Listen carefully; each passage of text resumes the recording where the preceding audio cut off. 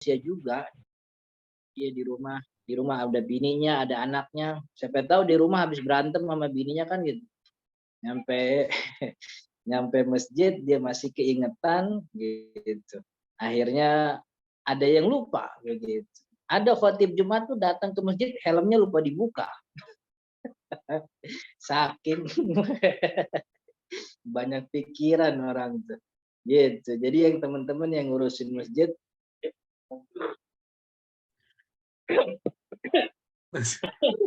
Itu helm belum dibuka bukan pengalaman pribadi kan Ustadz?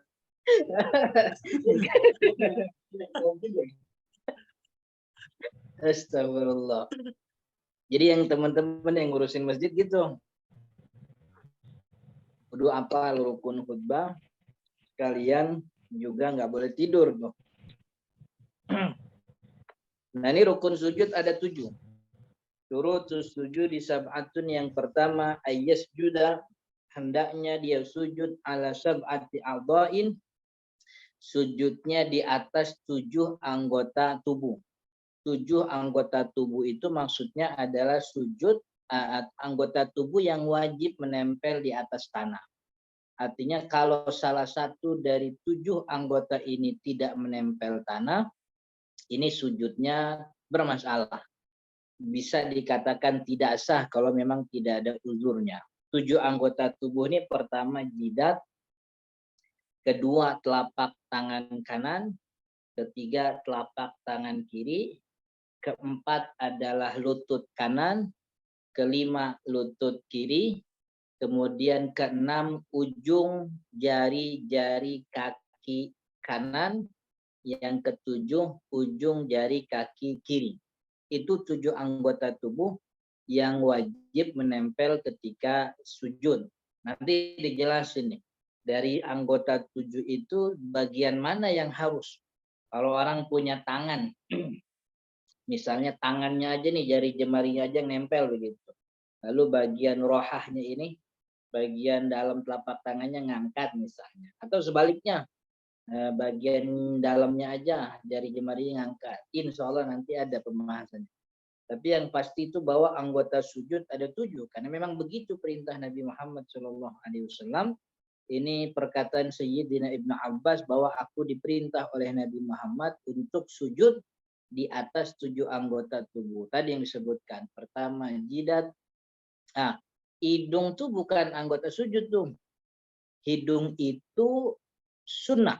Artinya kalau orang sujud hidungnya sunnah nempel. Tapi yang jadi standar itu bukan hidung. Yang jadi standar adalah jidatnya.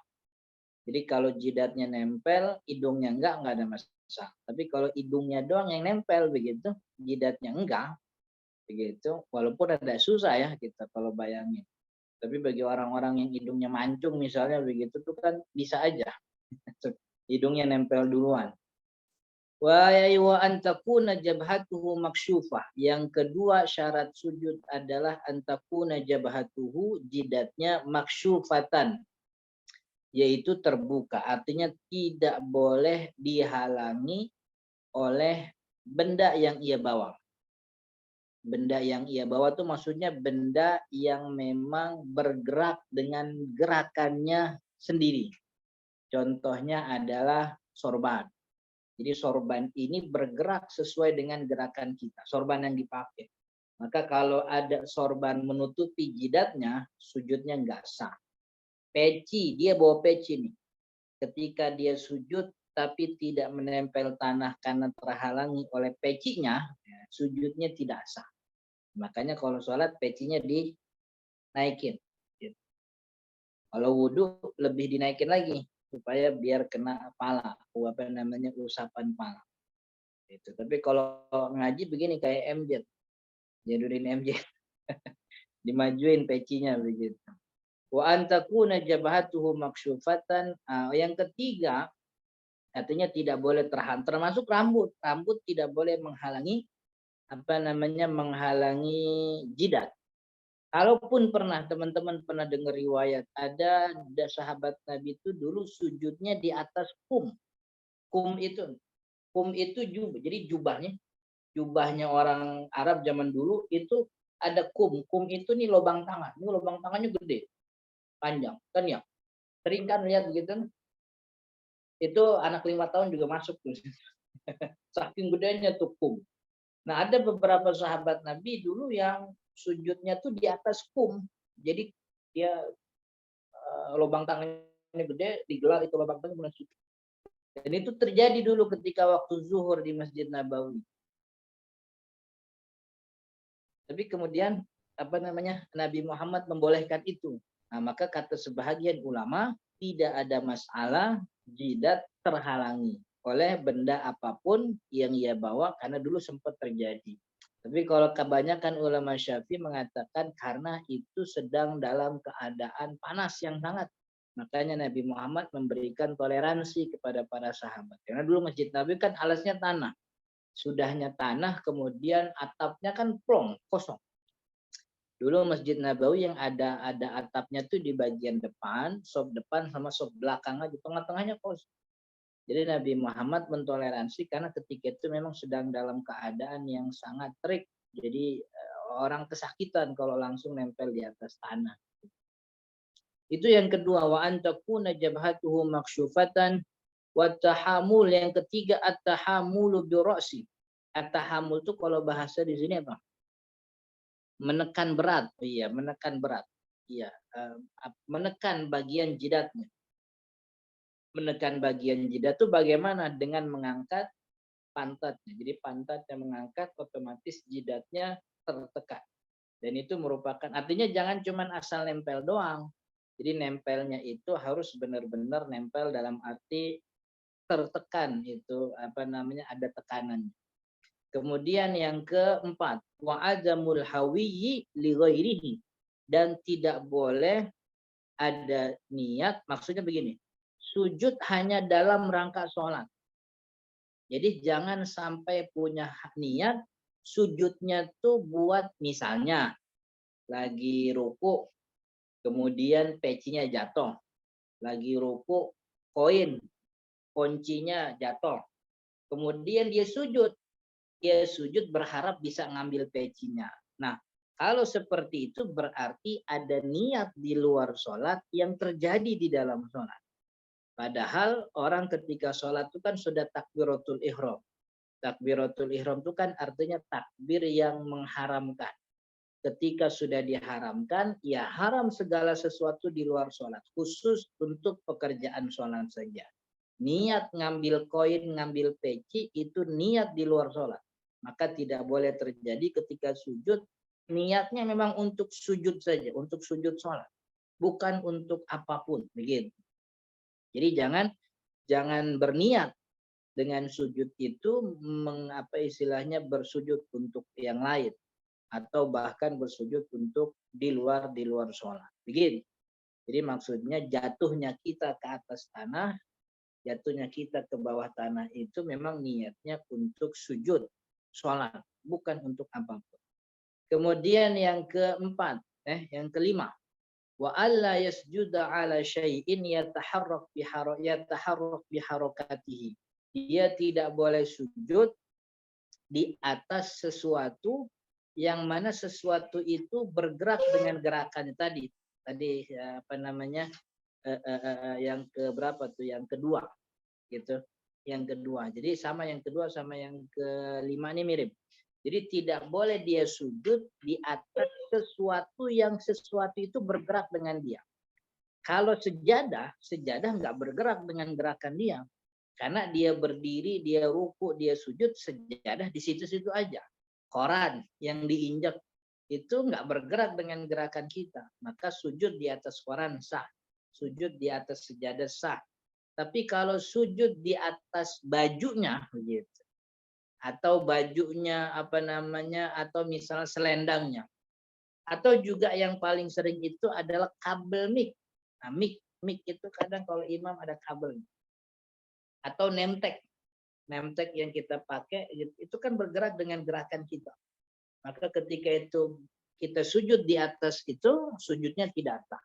Termasuk juga sujud di atas tangannya sendiri, tangan bagian daripada tubuhnya. Termasuk sujud di atas tangan bayi yang dia gendong. Baik, ada dua tuh ya. Ada yang digendong sepanjang sholat, jadi dia bergerak dengan gerakan kita. Artinya kalau kita berdiri, ya dia ada di berdiri. Kalau dia ruku, dia juga ikut ruku. Kalau dia sujud, kalau kita sujud, dia ikut sujud. Jadi memang ditempel. Jadi bergerak dengan gerakan dia. Kemudian ketika sujud, tangan bayinya nutupin tempat sujud. Kemudian dia sujud di atas tangan bayi, sujudnya tidak sah. Karena bayi ketika itu bagian dari badannya. Karena dia bagian dari badannya, maka tidak boleh menghalangi, begitu.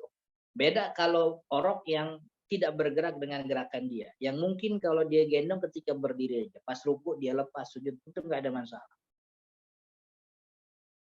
Itu yang kelima. Jadi tidak boleh sujud di atas sesuatu yang bergerak dengan gerakan dia. Yang tadi kita sebutkan ada riwayat bahwa Nabi Muhammad itu membolehkan beberapa sahabat untuk sujud di atas kumnya itu karena kepanasan, karena terik.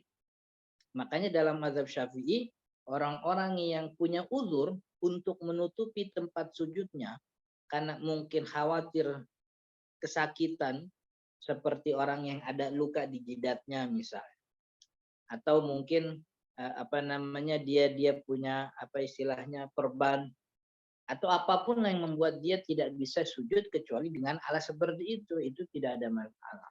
Tapi orang yang tidak punya uzur tidak dibolehkan untuk sujud di atas benda yang ia bawa. Kemudian yang keenam adalah irtifa'u asafilihi ala a'alihi. Irtifa'u asafilihi ala a'alihi, yaitu lebih tinggi pantatnya dibanding kepalanya. Jadi posisi pantatnya harus lebih tinggi dibanding posisi kepalanya. Apa ketika sujud paha itu harus lurus? Jadi harus tegak lurus paha. Memang kalau kita perhatikan sunnahnya seperti itu, tapi itu tidak menjadi syarat. Nah, ya, artinya tidak harus pahanya lurus. Yang penting itu pantatnya lebih tinggi daripada kepalanya. Jadi kalau pantatnya lebih tinggi daripada kepalanya, walaupun mungkin pahanya miring, itu tidak ada masalah. Karena apalagi kita tinggal di negara yang banyak masjid kita sudah ada batasan sofnya. Gitu. Kalau ingin mempraktekkan sujud dengan bentuk yang sangat sempurna, salah satunya pahanya harus lurus, itu kan badan dia butuh tempat yang cukup panjang. Apalagi orang yang badannya besar, badannya tinggi, begitu kan. Untuk bisa pahanya berdiri lurus, itu kan berarti dia mungkin memakan 1,5 soft gitu ya, 1 soft setengah begitu. Dan itu merepotkan kalau berjamaah. Mungkin kalau sendiri iya. Tapi kalau sholat berjamaah di masjid, yang penting pantatnya lebih tinggi walaupun pahanya tidak lurus. Begitu. Kemudian yang ketujuh adalah tumakninah. Jadi sujudnya itu ada diam. Ada tumakninah. Tumakninah itu diam dalam gerakan rukun seukuran bacaan tasbih. Allahu Akbar. Subhanallah. Jadi ukuran tasbih itu sudah cukup jadi tumakninah. Jadi tumakninah itu ukurannya adalah bacaan tasbih. Subhanallah. Kalau kita konversi kira-kira ada 3-4 detik. Yang ngambil yang paling hati-hati kita bilang 4 detik. Dan itu kita sudah singgung di beberapa pertemuan tentang kadar tumakninah. Ini 7 syarat. Pertama, sujud di atas 7 anggota tubuh. Yang kedua, jidatnya terbuka. Yang ketiga adalah menekan kepalanya. Yang keempat, tidak boleh niat lain selain sujud. Yang kelima, tidak boleh sujud di atas benda yang bergerak dengan gerakannya yang dia bawa. Yang keenam, pantatnya lebih tinggi dari kepala. Yang ketujuh, tumakninah. Ini namanya syarat sujud. Lalu setelah itu ada penjelasan dari Syekh Salim. Kata Syekh Salim, a'dha'us sujud di sab'atun. Dan anggota tubuh itu ada 7. Anggota sujud. Anggota sujud itu ada 7. Yang pertama jabah, yaitu jidat. Wahadduha ini dijelasin oleh Imam Nawawi, jidat itu batasannya mabaina sadghain, antara dua pelipis. Ini pelipis. Nah, pelipis. Tapi pelipis ini bukan jidat. Jadi jidat itu antara pelipis ke pelipis, ini lebarnya, panjangnya, wa ardon lebarnya itu mabaina manabiti sya'ri, dari tempat tumbuhnya rambut, wal hajibaini sampai bagian alis. Alis sama rambut bukan jidat, tapi batasan jidat itu ini dari tempat tumbuh rambut sampai dua alis. Lebarnya atau panjangnya dari pelipis ke pelipis gitu. Nah, ketika sujud tidak disyaratkan semua ini nempel, karena kalau semuanya nempel kan kita kudu belok-belok, itu sujudnya susah kan gitu. Jadi minimal bagi sebahagian daripada apa yang tadi disebutkan tuh nempel gitu. Di semua anggota sujud yang 7 ini tidak semuanya kudu nempel, hanya sebahagian dari anggota itu. Jadi kan tangan, maka cukup misalnya jari jemarinya aja nempel begitu. Itu sudah cukup, sudah sah. Atau begitu. Atau mungkin 1 jari, 2 jari gitu. Atau 3 jari saja. Jadi ini yang namanya jidat. Nah, hidung itu bukan bagian dari anggota tubuh, anggota sujud. Kalaupun kemudian jidat ikut nempel, hidung ikut nempel ketika nempelin jidat, memang umumnya seperti itu dan itu yang bagus, yang baik seperti itu. Jadi hidung itu dimasukkan sebagai bagian daripada jidat, itu kesunahan. Tapi kalaupun dia mencukupkan jidatnya saja, hidungnya nggak nempel nggak ada masalah. Yang bermasalah tuh kalau hidungnya doang yang nempel, jidatnya enggak. Ah itu jadi masalah. Kemudian anggota tubuh sujud yang kedua, butunul kaffan. Butunul kaffan ini 2 telapak tangan. Telapak tangan bagian dalam. Jadi kalau sujudnya pakai bagian luar, enggak sah. Jadi harus bagian dalam. Nah, bagian dalam nih gini. Kemarin kita udah bahas nih bagian dalam, bagian luar. Ini bagian dalam ini kita rapetin tangan kita di sini. Ini jari jemari bagian dalam. Yang kagak kelihatan nih bagian dalam. Yang kelihatan ini bagian luar. Berarti sujud dengan ujung jari itu enggak sah. Karena ujung jari ini misal begini nih sujudnya nih. Karena ujung jari bukan bagian dalam. Ujung jari bagian luar. Lihat begini. Nah, ketika kita giniin kan bagian ujung jari itu kelihatan. Berarti ini bagian zahir. Bagian batin itu yang enggak kelihatan. Itulah yang jadi syarat sah sujud. Bagian dalam. Termasuk juga ini roha. Ini bagian dalam nih. Nih, kalau kita pun begini aja sujudnya, jari jemarinya nggak nempel, nggak apa-apa. Yang penting bagian dalam. Kemudian yang keempat dan yang kelima, rukbatan. 2 lutut. Kalau 2 lutut kan memang harus tertutup, karena dia bagian daripada aurat. Maka tidak boleh terbuka. Kemudian yang keenam dan ketujuh, butunu asabi'ir rijlaini. Bagian dalam jari jemari kaki. Nah, itu. Bagian dalam ternyata jadi bukan ujung-ujung jari kaki, tapi bagian dalam. Tadi di pertama saya nyebutnya ujung jari itu ya, berarti salah. Jadi yang benar itu bagian dalam jari jemari kaki. Jadi ketika sujud memang bagian dalam yang nempel. Harus semuanya Ustaz, enggak mesti.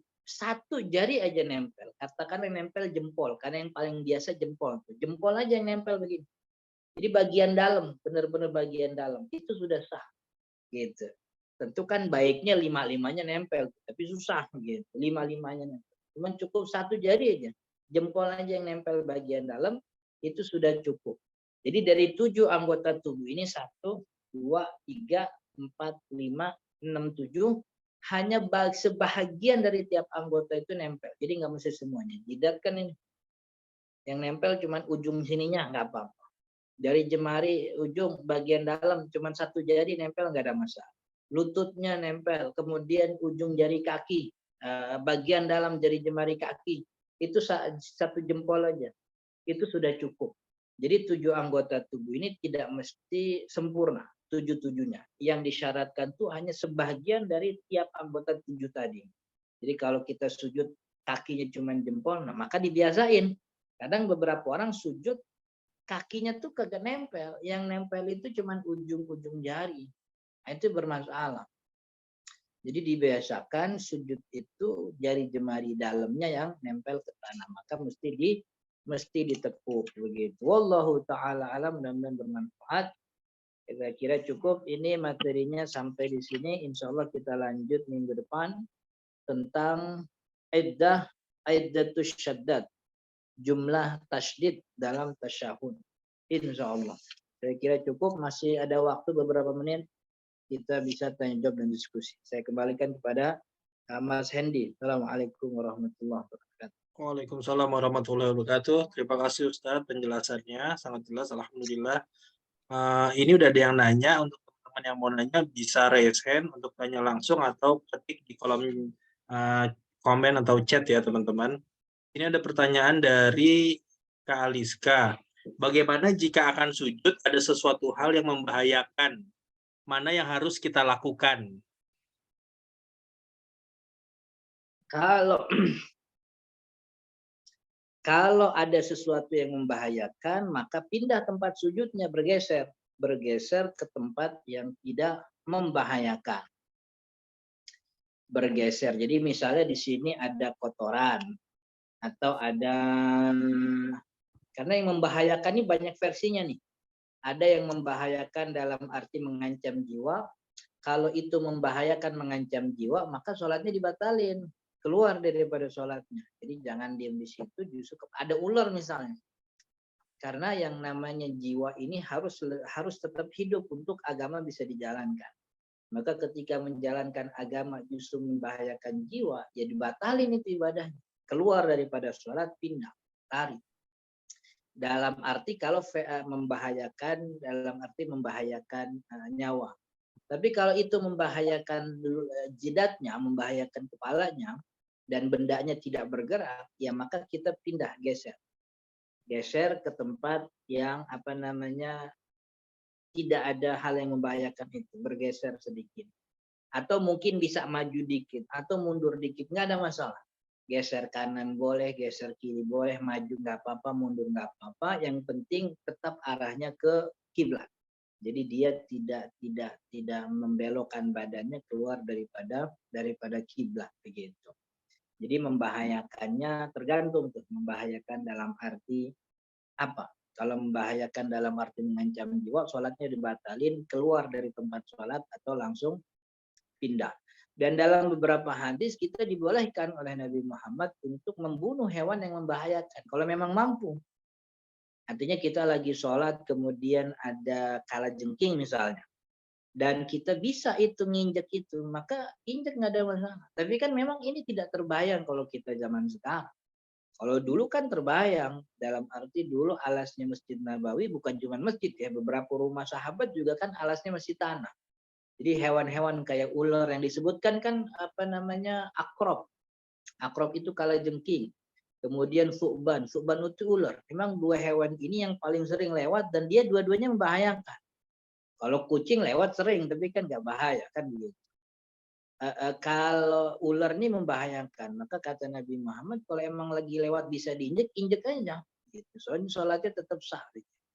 Maka dalam arti lain ulama membolehkan kita melakukan pergerakan untuk guna menyelamatkan jiwa dan itu tidak membatalkan sholat. Seperti menjaga anaknya misalnya lagi sholat, kemudian anaknya kalau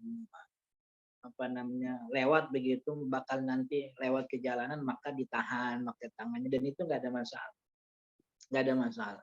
Jadi tadi soal membahayakan. Saya kira cukup. Ya Ustaz, terima kasih.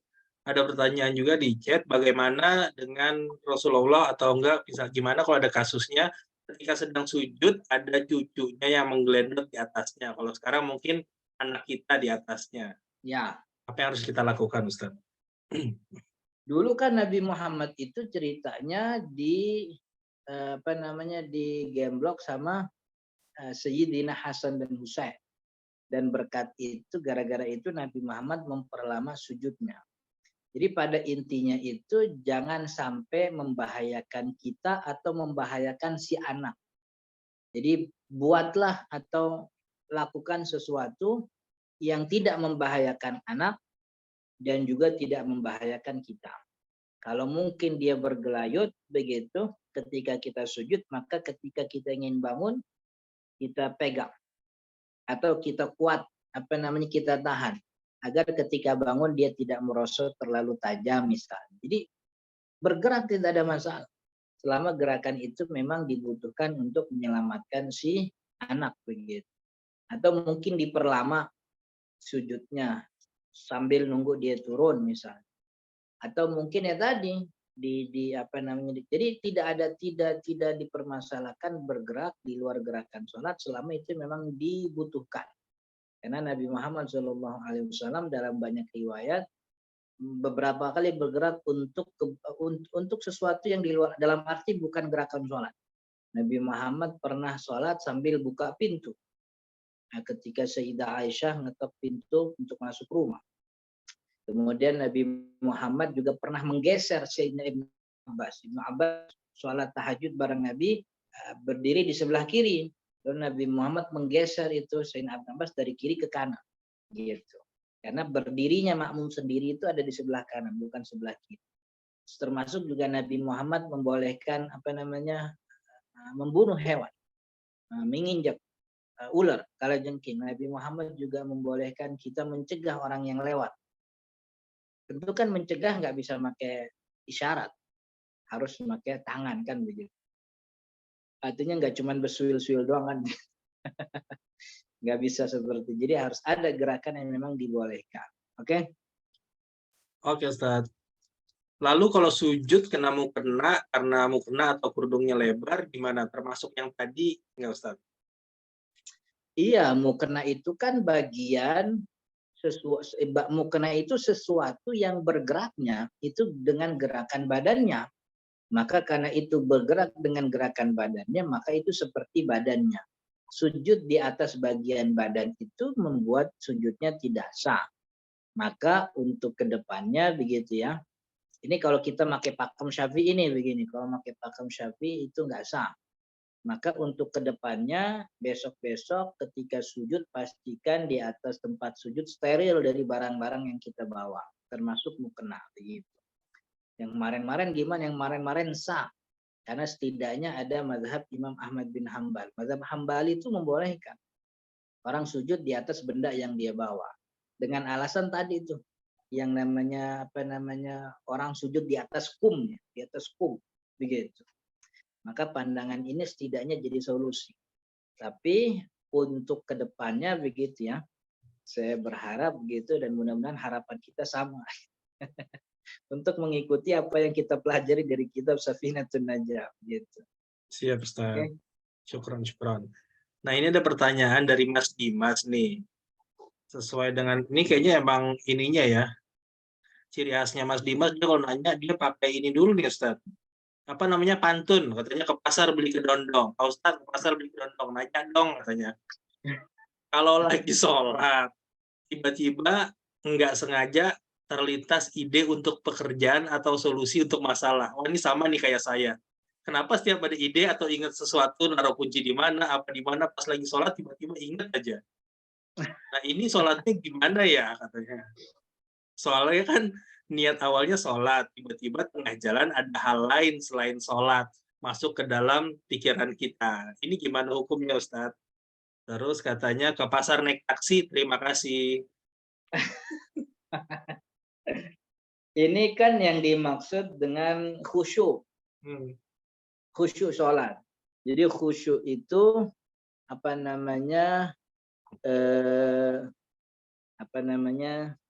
tidak adanya, kan di dalam sholat tuh ada 3 pekerjaan. Ada pekerjaan badan, ada pekerjaan lisan, ada pekerjaan hati, pikiran. Kalau badan kan harus mengerjakan gerakan sholat, nggak boleh di luar sholat. Mulut juga sama, tidak boleh berbicara ucapan-ucapan yang bukan ucapan sholat. Jadi kalau doa nggak boleh pakai bahasa Indonesia. Yang ketiga, hati kan juga sama, dia tidak boleh melakukan pikiran, tidak boleh memikirkan yang itu pekerjaan hati di luar pekerjaan sholat. Maka pemikiran-pemikiran itu sebenarnya adalah kealpaan dalam kekhusyuan sholat. Kealpaan dalam kekhusyuan sholat. Mestinya di dalam sholat dia tidak memikirkan hal-hal di luar sholat. Apakah khusyuk tidak khusyuknya orang itu membatalkan sholat? Ketidakkhusyuan tidak membatalkan sholat. Karena khusyuk itu bukan rukun sholat, bukan syarat sholat. Khusyuk itu bagian daripada kesunahan sholat. Karena dulu Nabi Muhammad juga pernah mengomentari orang yang sholatnya sambil main ini. Jadi ada orang yang sholat, tapi tangannya tuh mainin apa namanya jenggotnya diputer-puter jenggot, dikepang, kemudian diurai lagi, diputer lagi. Kata Nabi Muhammad, la khasya'at qalbu hadzal rajuli la khasya'at jawarihu. Kalau seandainya orang ini khusyuk, hatinya khusyuk, pasti anggota tubuhnya juga akan diam. Artinya khusyuk ngikutin gerakan hatinya. Berarti orang ini memang tidak khusyuk karena tangannya bergerak bukan pada kepentingan sholat. Tapi Nabi Muhammad tidak membatalkan sholatnya. Kalau seandainya sholatnya batal, Nabi Muhammad pasti langsung menegur dan membatalkan. Tapi Nabi Muhammad hanya mengomentari, oh berarti orang itu nggak khusyuk. Berarti nggak khusyuk itu kagak batalin sholat. Munculnya pikiran-pikiran di dalam sholat itu adalah ya kealpaan kita terhadap kekhusyuan sholat. Memang biasanya itu ya salah satu gangguan daripada setan, biasanya seperti itu. Dan itu apa istilahnya sesuatu yang banyak terjadi di antara kita. Dan itu tidak membatalkan sholat. Karena itu kekurangan dalam kekhusyuan. Begitu. Katakanlah ada yang mengatakan khusyuk itu rukun sholat. Seperti Imam Al-Ghazali misalnya. Imam Al-Ghazali itu dalam Bidayatul Hidayah termasuk Ihya Ulumuddin bilang syarat khusyuk itu termasuk syarat sah sholat. Tapi beliau juga memberikan toleransi setidaknya orang itu khusyuk dalam takbiratul ihram. Atau dari semua gerakan sholat, dia punya kekhusyuan di antara salah satunya. Itu sudah cukup. Jadi kekhusyuan dari mulai awal sholat sampai akhir, Imam Al-Ghazali juga nggak bilang begitu. Imam Al-Ghazali mensyaratkan khusyuk, tapi khusyuknya itu di antara gerakan-gerakan sholat yang dilakukan. Yang paling minimal ya khusyuk ketika takbiratul ihram. Jadi pikiran itu memang biasanya muncul salah satu sebabnya karena sebelum sholat tidak ada stimulasi. Anjuran ulama untuk mendatangkan kekhusyuan. Jadi sebelum sholat itu ada stimulus. Stimulus sholat khusyuk itu gimana? Ya sholat. Makanya sebelum sholat biasakan qobliyah. Jadi qobliyah itu jadi apa namanya latihan sebelum masuk ke pertandingan gitu.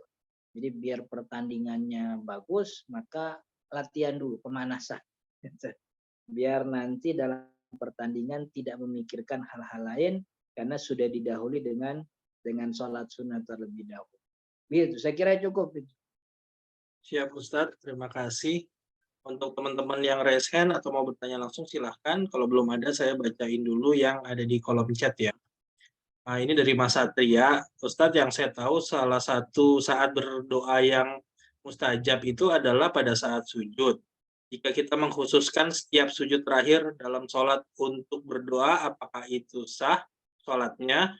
Kemudian pada saat berdoa, apakah bisa menggunakan bahasa Indonesia pada saat di dalam sujud itu? Jadi berdoa kata Nabi Muhammad, posisi paling dekat hamba terhadap Tuhannya adalah ketika dia sujud. Maka perbanyaklah doa ketika sujud. Faqaminun. Bahasa nabinya itu faqaminun ayustajabulah. Maka amat sangat layak untuk diijabah doa yang disebutkan di dalam sujud itu. Dan Nabi Muhammad tidak menjelaskan tuh sujud yang mana yang dimaksud. Karena itu ulama tidak hanya mengkhususkan sujud terakhir. Artinya di sepanjang sujud sholat itu adalah tempat kondisi doa sangat mustajab. Gitu. Jadi bukan cuma di sujud terakhir. Sujud awal, rakaat pertama, sujud pertama, rakaat pertama, sujud kedua. Itu semuanya adalah kondisi di mana mustajab doa. Nah, tapi yang perlu diperhatikan, berarti boleh, tidak ada masalah. Yang perlu diperhatikan pertama bahwa sujud itu gerakan pendek, dia rukun pendek. Rukun pendek. Di dalam sholat ada rukun panjang, ada rukun pendek. Rukun panjang itu berdiri dan tahiyat akhir. Itu rukun panjang. Rukun pendek selain kedua itu. Maka rukun pendek jangan dipanjangin, rukun panjang tidak boleh dipendekin. Berapa minimal panjang rukun panjang? Rukun panjang itu minimal bacaan surat Al-Fatihah. Batasan minimal rukun panjang berdiri dan juga tahiyat yaitu sekedar bacaan Al-Fatihah. Artinya kalau ada orang berdiri dalam waktu yang kurang dari orang baca Al-Fatihah, sholatnya nggak sah. Karena minimal berdiri itu surat Al-Fatihah. Karena itu minimal rukun panjang. Berarti rukun-rukun pendek itu, rukun pendek itu ruku, i'tidal, sujud, duduk di antara dua sujud, itu tidak boleh sama waktunya seperti orang baca Fatihah. Orang baca Fatihah kira-kira berapa menit? Atau dia baca Al-Fatihah kira-kira berapa menit? Maka sujudnya tidak boleh seukuran itu. Karena kalau seukuran itu namanya rukun panjang. Ini sujud rukun pendek gitu. Maka tidak boleh diperlama sampai sebacaan Al-Fatihah atau bahkan melebihi. Itu yang pertama. Artinya doa silahkan, tapi doanya jangan terlalu panjang sehingga melebihi kadar bacaan surat Al-Fatihah. Yang kedua, doanya tidak boleh diucapkan dengan bahasa Indonesia. Karena sholat ini ucapannya harus sesuai dengan ucapan yang dibolehkan di dalam sholat. Dan doa yang disebutkan dalam bahasa Indonesia itu bukan ucapan sholat. Maka ketika orang mau doa di sujud, pastikan doanya tidak disuarakan. Begitu. Kalau ingin disuarakan, doanya diambil dari ayat-ayat Al-Quran atau hadis Nabi aja. Hadis Nabi Muhammad, ayat Al-Quran kan ada doa yang kandungan ayat yang berisi doa. Seperti Rabbi habli minas solihin. Ya Allah, berikan saya keturunan. Ada doa yang isinya itu minta pasangan. Rabbi la tazarni fardan wa anta khairul warisin. Kalau dari ayat Al-Quran, dari hadis Nabi Muhammad tidak ada masalah diucapkan. Artinya ada suara yang keluar. Tapi kalau itu berbahasa Indonesia jangan dikeraskan. Artinya jangan diucapkan. Cukup di dalam hati saja begitu. Karena itu bukan gerakan, bukan bacaan sholat. Begitu. Mudah-mudahan cukup. Ustadz nambahin sedikit, kalau tadi terkait doa bahasa Arab untuk yang dari Quran dan hadis kan oke ya. Kalau misalkan doa bahasa Arab tapi itu adalah kalam ulama gimana Ustadz? Saya sih belum tahu ada yang membolehkan ya. Saya pikir kan yang namanya perkataan manusia itu tidak dibedakan apakah dia awam atau dia orang pintar. Kalau dia manusia, begitu, artinya bukan sumber syariat, maka ucapannya tidak boleh diucapkan di dalam sholat. Begitu. Jadi untuk lebih safety-nya dari dua sumber itu aja ya Ustadz untuk kita ucapkan dalam bahasa Arab. Oke Ustadz, terima kasih. Ada pertanyaan lagi dari Mbak Citra. Assalamualaikum Ustadz, terkait syarat ketiga menekan berat bagian dahi itu teknisnya bagaimana ya Ustadz? Apakah berarti kita nggak boleh menumpukan berat badan ke telapak tangan? Jazakumullah khair. Sebenarnya itu orang yang mengangkat pantatnya lebih tinggi daripada kepalanya itu sudah otomatis memberi tekanan kepada kepala. Baik tangannya menekan atau tidak, pengangkatan dia terhadap pantatnya itu sudah otomatis membuat palanya itu lebih menekan begitu. Baik tangannya menekan atau tidak menekan, ketika pantatnya lebih tinggi daripada kepalanya itu itu sudah cukup dikatakan menekan. Jadi jangan sampai tekanan itu ada di pantat misalnya, begitu, lebih berat di pantatnya. Jadi tekanannya ada di kepala. Saya sulit ya membayangkan bagaimana menekan kepala itu, karena bagi saya mengangkat pantat itu sudah cukup membuat kepala menekan bagian sujud begitu. Baik Ustadz, terima kasih. Selanjutnya ada pertanyaan lagi. Pak Ustadz, seberapa tebalkah sajadah yang sah digunakan untuk sholat, terutama di waktu sujud? Nggak ada ukurannya. Jadi seberapa tebal, karena sejadah itu bukan bagian dari tubuh kita, bukan bagian dari badan kita. Jadi kita sujud di atas itu nggak ada. Yang penting nempel aja. Yang penting nempel. Bahkan kan beberapa ulama itu kan mempermasalahkan kalau orang sujud di atas pesawat, sholat di atas pesawat, karena salah satu masalahnya sujudnya itu tidak nempel tanah, gitu. Tapi itu dijawab oleh sebagian ulama bahwa antara pesawat dengan tanah itu ditempel dengan udara. Jadi udara itu adalah mengisi mengisi ruang, gitu. Jadi yang penting sejadah kita tuh nempel tanah begitu, tidak terbang begitu. itu tidak jadi soal berapa tebal sejadah kita begitu. Oke. Nah, terkait ini juga Ustadz, di Indonesia terutama emang banyak yang masih menganggap kalau sholat itu harus pakai sejadah kan ya Ustadz ya. Nah, ini salah satu peserta atau beberapa nih ada yang di Bali nih kayak gini Ustadz. Sebenarnya kalau misalkan lagi main di pantai, masuk atau sholat, terus ada air untuk wudhu, kita sholat-sholat aja di pasir juga nggak apa-apa kan ya Ustadz, asalkan bersih dari najis kan ya? Iya boleh gitu. Walaupun pas sujud jidat kita cemong gitu nggak apa-apa kan ya Ustadz ya? Nggak ada masalah karena bukan najis gitu. Oke Ustadz, terima kasih. Tapi masalahnya kan jadi perhatian. Kira-kira tahan nggak kita jadi perhatian begitu? Ya paling ngumpet di balik-balik karang gitu kali ya yang orang nggak ngeliat. Yang jadi masalah tuh ada beberapa lokasi yang memang tidak diperkenankan melakukan ritual ibadah agama tertentu di situ begitu. Karena dia sudah menyiapkan itu, gitu. Karena dia sudah menyiapkan. Mungkin di tempat-tempat yang tidak ada lokasi khusus kita dibolehkan begitu ya. Tapi di beberapa tempat itu sudah diberikan ruangan khusus ini untuk menjaga kenyamanan para pengunjung begitu. Tapi biasanya ya kalau di saya termasuk yang sering sholat tidak di musola khusus ketika berada di tempat-tempat wisata atau di tempat ramai pengunjung. Saya biasanya sholat di samping motor, di samping mobil, karena saya bawa sejadah sendiri.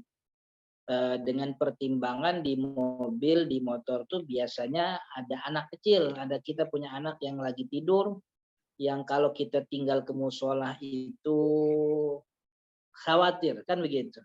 Maka saya biasanya sholat di samping mobil, atau juga mungkin di samping motor begitu. Dan itu menjadi tidak ada masalah. Karena tidak ada pihak yang merasa terganggu dan tidak nyaman. Karena kita sholat di sela-sela mobil. Di antara itu. Tapi istilahnya pakai sejadah apa enggak Ustaz? Pakai sejadah baik. Tidak pakai sejadah pun kan tidak ada masalah. Yang penting tempat yang kita sujudi itu steril, bersih daripada najis. Begitu. Oke Ustaz. Baik, ini kayaknya pertanyaan terakhir ini. Saya pernah kecelakaan dan terluka di bagian lutut sebelah kanan. Lalu saya sholat pas sujud angkat lutut kanan saya karena menahan sakit. Tapi lutut kiri menempel ke tempat sujud. Nah, kalau seperti itu, mending sholat dalam posisi berdiri atau mending duduk aja agar aman syarat sah sujudnya. Jadi kata ulama ada kaidah la yasqutul maisuru bil ma'sur.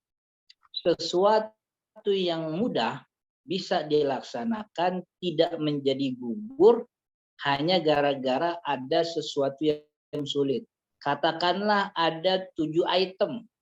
Di antara 7 item itu yang sulit 2. Maka kesulitan yang ada pada 2 item itu tidak otomatis membuat 5 item sisanya juga menjadi gugur. Jadi yang gugur tuh cuman item yang sulit itu, gitu. Jadi ketika kita punya kewajiban sujud dan sujud itu punya kewajiban dengan 7 anggota tubuh, kalau salah satunya sulit, ya yang sulit itu aja yang tidak perlu ditunaikan. Yang lain tidak bisa digugurkan, gitu. Kecuali kalau memang masalahnya bukan di lutut, masalahnya di badan. Yang badannya tuh kalau dia sujud, begitu ya, itu nggak bisa bangun lagi misalnya. Atau emang dia nggak bisa sujud gitu, dia harus dalam keadaan, atau kalau dia sujud sangat sakit. Nah ini kesakitannya tidak pada badannya, tapi hanya pada salah satu anggota tubuh. Maka kesulitan pada satu item tertentu tidak menggugurkan kewajiban item-item yang lain. Gitu. Jadi kalau memang bisa berdiri, artinya normal begitu, sholat dalam keadaan normal, hanya pada bagian sujud salah satu itu tidak kena tanah, nggak ada masalah gitu. Tapi kalau emang nggak bisa normal duduk ya duduk. Gitu. Tinggal kesulitannya ada pada ada di bagian mananya. Oke? Oke Ustaz, syukron. Maaf Ustaz, satu lagi inget nih, ini pertanyaan saya nih. Saya tuh pernah sholat saking ramenya itu sujudnya di betis orang Ustaz. Jadi kan orang kalau rame kadang-kadang ada sholat di tangga gitu kan ya. Ada yang di pas lagi sujud, ada yang di punggung orang kalau rame banget, dan emang tempatnya dempet-dempetan kayak misalkan lagi umroh yang sangat rame dan ngedeketin ke multazam gitu. Itu berarti nggak sah ya Ustaz?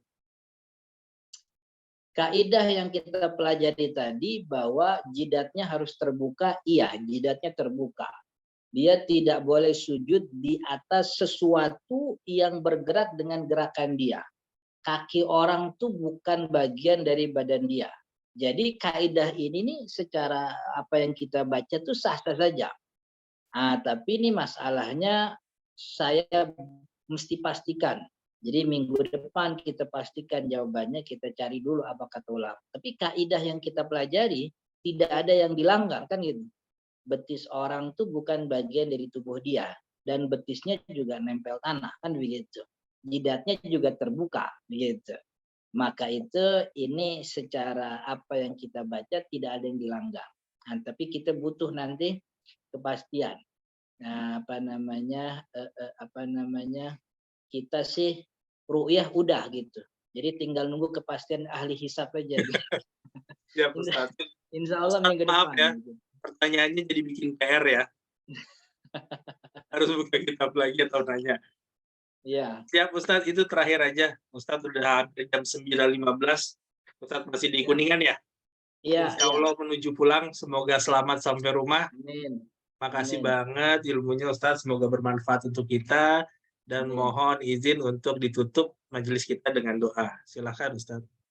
Bismillahirrahmanirrahim. Kita baca surat Al-Fatihah. Mudah-mudahan apa yang kita pelajari jadi ilmu yang bermanfaat, dan juga kita berdoa mudah-mudahan keluarga kita, orang tua, saudara, tetangga, anak kita yang sedang sakit diberikan kesembuhan, yang sedang kekurangan diberi kecukupan, yang sedang dalam kesusahan diberikan jalan keluar. Al-Fatihah. A'udzubillahi minasyaitonirrajim. Bismillahirrahmanirrahim. Alhamdulillahirabbil alamin. Ar-Rahmanir-Rahim. Maliki yaumiddin. Iyyaka na'budu wa iyyaka nasta'in. Ihdinas siratal mustaqim. Siratal ladzina an'amta 'alaihim ghairil maghdubi 'alaihim waladdallin. Amin. Allahumma shalli 'ala sayyidina Muhammad wa 'ala ali sayyidina Muhammad. اللهم اغفر لنا ذنوبنا ولوالدينا وارحمهم كما ربونا صغارا. اللهم انفعنا بما علمتنا وعلمنا ما ينفعنا وارزقنا علما نافعا وارزقنا فهما صحيحا في الدين يا رب العالمين. اللهم اجعل جمعنا هذا جمعا مرحوما واجعل تفرقنا من بعدنا محمد وعلى اله وصحبه وسلم. والحمد لله.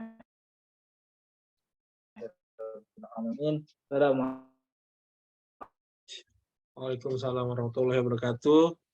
Terima kasih Ustaz. Hati-hati di jalan, fi amanillah. Demikian teman. Ya Ustaz. Demikian teman-teman.